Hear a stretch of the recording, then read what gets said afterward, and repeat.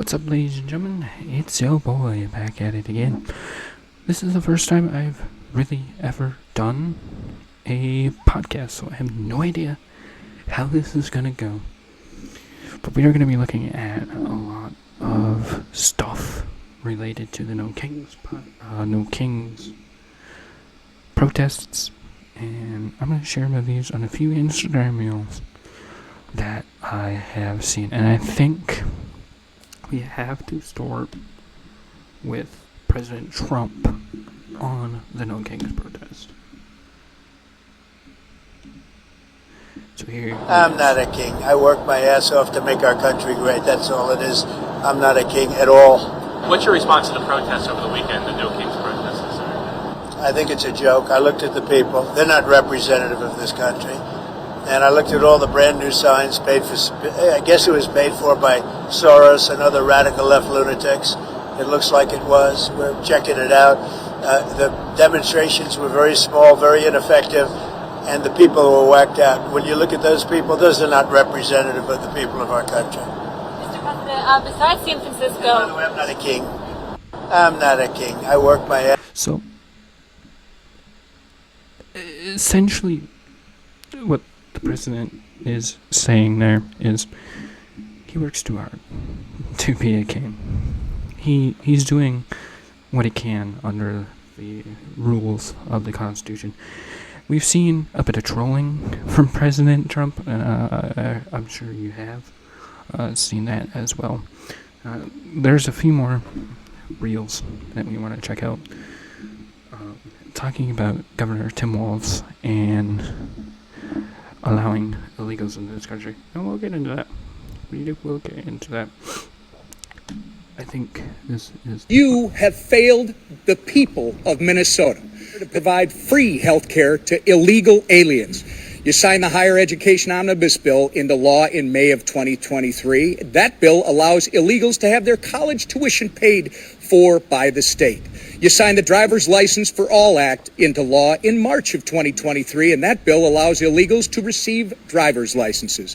So, you claim you're not a sanctuary state. You just provide free health care, free college, and driver's licenses to illegal aliens. One reason you're here testifying before us today is because you refuse to cooperate with ICE. While states like Florida and Virginia empower their law enforcement to detain and remove criminal illegal aliens, you, sir, have done just the opposite. Your Attorney General is directing law enforcement to ignore ICE immigration detainers. Do you agree with the Attorney General's guidance? Well, Congressman, it's good to see you again, and thank you for being here. First, I would say as my job as governor of Minnesota is to make Minnesota the best state in the nation. Do you agree with the Attorney General's guidance? I can't answer it. Congressman, what I would say on this is that Minnesota follows all law. It's a very easy question. You're not a sanctuary state, but you support policies that prevent ICE from doing their job. On May 23rd, 2018, you tweeted, quote, "I support policies that keep law enforcement from enforcing federal laws," close quote. On May 17th, just this spring, at the University of Minnesota Law School's commencement ceremony, you said, quote, "Donald Trump's modern-day Gestapo is scooping folks up off the streets." When you said the words modern-day Gestapo, you were referring to ICE agents. Gestapo, by the way, sir, was the official secret police of Hitler's Nazi Germany. So you're calling ICE agents modern-day Nazis. Given the attacks on ICE agents that took place in Los Angeles over the weekend, don't you regard your dangerous inflammatory rhetoric as a problem? So, sir, it saddens me that you refuse to express regret from comparing ICE to Nazis.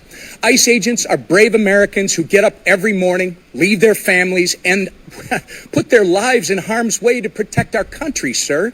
You, at the very least, owe an apology to these dedicated public servants. Absolutely. I will say, sir, inflammatory rhetoric such as yours and the other governors on this panel is responsible for putting a target on the back of every ICE agent who is risking their life to protect our communities. In May 2020, looting, acts of violence, and arson occurred on your watch in Minneapolis after you refused to bring in the National Guard.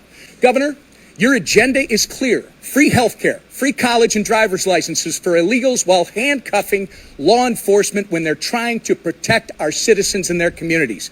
If you think that's not a sanctuary state, you shouldn't be governor.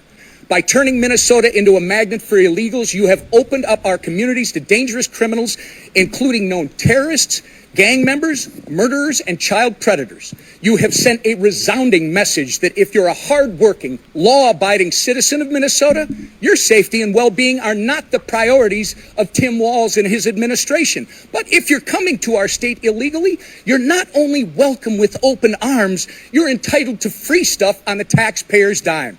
This is absolutely disgraceful. So, he brought up a couple of good points there, and I just want to mention how Tim Walz could not answer his question. He literally refused to answer the question.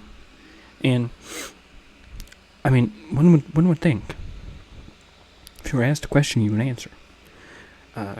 However, Tim Walz tried to do everything he could to disregard the question. So, another video I saw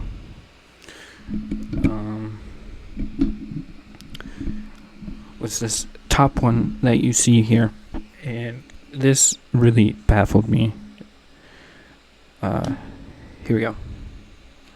We're having people at World Pride pick between my fiance and Osama bin Laden. Who do they want in their country? Who would you rather have in your country? Number one or number two? Number two.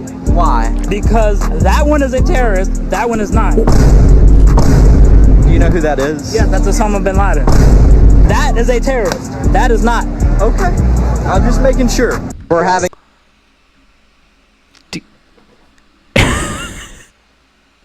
See, the education system is very strong in democratic controlled states.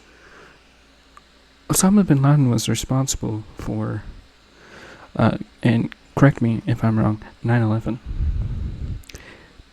Does that not make him a terrorist? Again, the left is saying people who voted for Trump, like myself, calling us terrorists and Nazis when we're the complete opposite. It's insane. Like everyone else calling the state of Minnesota not a sanctuary state. I have a video that I want to show you of the Mall of America, and it's not Americans.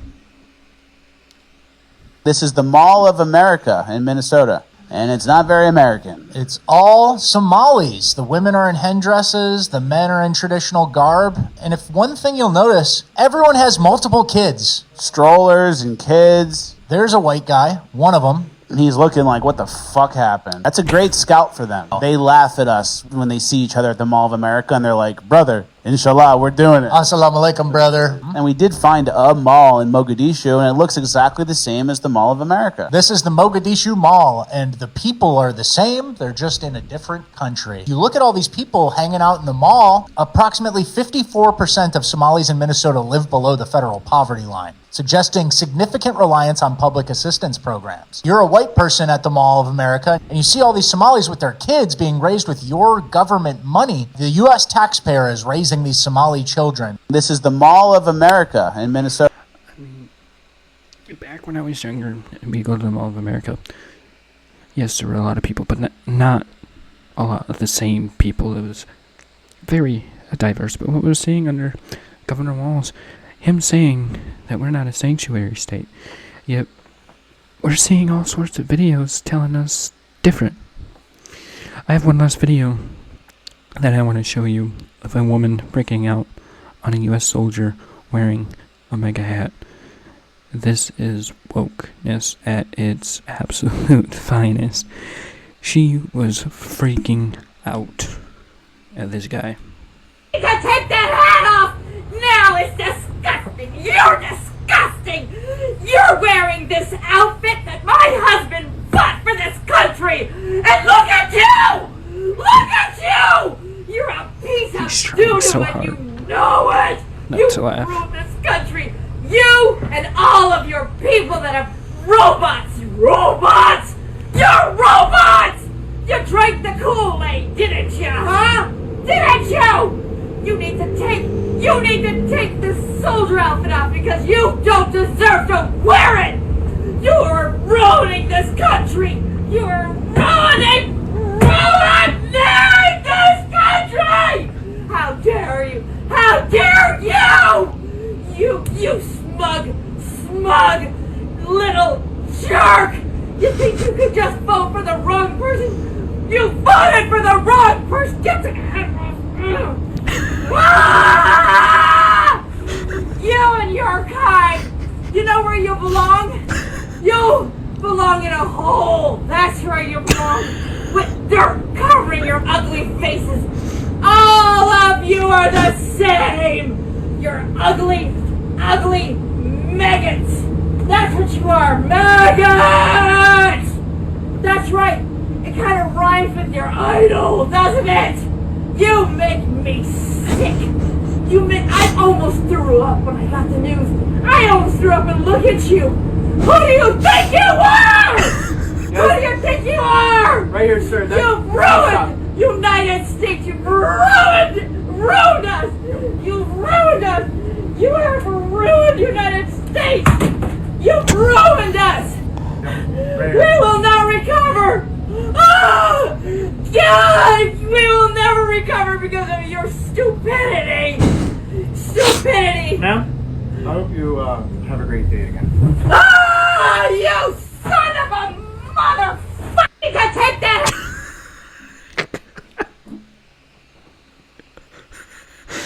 She was clearly freaking out because he voted for Trump and he's wearing a military uniform. And she couldn't believe that somebody in the military voted for Trump. So she freaked out. I mean, is this the society that we live in now, where you vote for Trump and some Karen on a bus is going to freak out at you for wearing a mega hat and a military uniform? Like, what the hell? I think I'm actually gonna share one more video with you. The context behind this video is how much certain cities spent on illegal immigration. And one governor could not answer or one mayor, the mayor of Chicago, could not answer the question. Mayor Johnson. How much did your city spend on illegal immigration? Do you have a round number? Over the last couple of years on all newcomers, whatever their status was, it's around $79 million since 2022. $79 million. Mayor Johnson, Chicago. How much has the city of Chicago spent on illegal immigration? If you're referring to the 2022 up to 2024 of the buses coming from Texas, roughly the same percentage of the state of Texas, about 1% of our overall budget. What is that? Because we don't have the city's budget in front of me. Numbers. It's 1%, and if you want the actual calculation, we can make sure someone... You're the mayor. You don't have the math in front of you? It's 1% of the overall budget over the last 4 years. That's why you're a failing mayor. Which is Mayor the same Adams, number that was sent from us New York actually spent on illegal immigration? Mayor Johnson, I already asked you, you don't have a hard number. And if you don't have a hard number, you're not running your city well. Mayor Adams, how much did the city of New York actually spend on illegal immigration? $6.9 billion of taxpayers. $6.9 billion of taxpayer money on a problem that was fostered on the American people. How much did your city spend on... Mayor Johnson of Chicago gave a number, but not really. What we wanted was, an estimate on how much money. You just said 1%, which 1% could be millions, it could be billions, it could be any amount. The fact that he didn't have his city's spending in front of him is appalling, that this guy was even allowed to be mayor. I mean, well, these are the people that we're electing. They have no real number. I mean, if you're mayor of your city, you would know how much money your city is spending. One would think. However, Mayor of Chicago apparently doesn't know how much money they spent on illegal immigration in Biden's presidency.